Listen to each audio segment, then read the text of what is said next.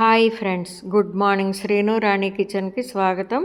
నేను ఇక్కడ కుక్కర్లో పచ్చిశనగపప్పు, చాయ్ మినపప్పు, ఆవాలు, అలాగే పచ్చిమిర్చి కూడా యాడ్ చేశాను. ఇంకా ఉల్లిపాయ సన్నగా కట్ చేసి అవి కూడా వేసాను. ఇంకా తోటకూర సన్నగా కట్ చేసి శుభ్రం చేసిన తోటకూర కూడా ఉల్లిపాయ వేగిన తర్వాత మాత్రమే ఈ తోటకూర అనేది వేశాను. ఇంకా 2 కట్టలు అయితే తీసుకువచ్చారు శ్రీవారు. ఇవాళ కొంచెం కాడలు కూడా కట్ చేశాను, ఫ్రై చేయమంటారు అనుకుని. కానీ పులుసు కూర చెయ్యి అన్నారు. ఇంకా ఉప్పు, కారం, పసుపు వేసేసాను. కొంచెం మగ్గిన తర్వాత ఇంకా టొమాటో కూడా రెడీ చేసి ఉంచుకున్నాను.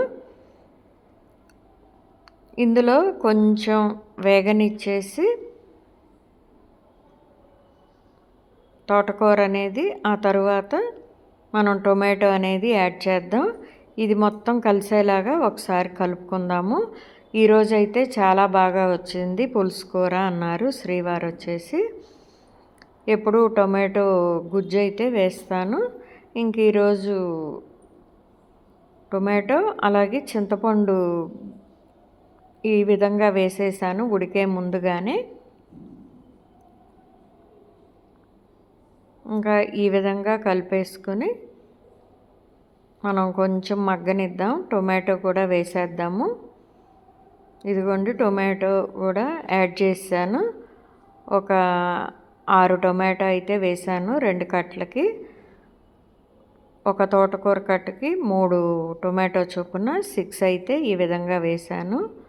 చింతపండు ఈ పులుపు ఉంటుంది కాబట్టి కొంచెం తక్కువగానే యాడ్ చేశాను.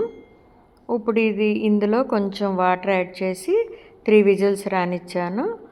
అది మెదిపి రెడీగా ఉంచుకున్నాను. ఆ తర్వాత పోపు దినుసులు, వెల్లుల్లి, ఎండుమిర్చి, కరివేపాకు వేసాను పోపు వేయటం కోసం. ఇంక ఇందులోనే ఇంగు కూడా యాడ్ చేద్దాము. ఇంకా కొత్త బాటిల్ తెచ్చారు, అందుకు కొంచెం అది సన్నగా పడుతుంది. ఇంకా మెదిపి ఉంచుకున్న తోటకూరని ఈ విధంగా పోపులో వేస్తే తోటకూర పులుసు కూర అనేది రెడీ అయిపోయింది. ఈ విధంగా ట్రై చేయండి. ఎలా వచ్చిందో కామెంట్ రూపంలో తెలియచేయండి.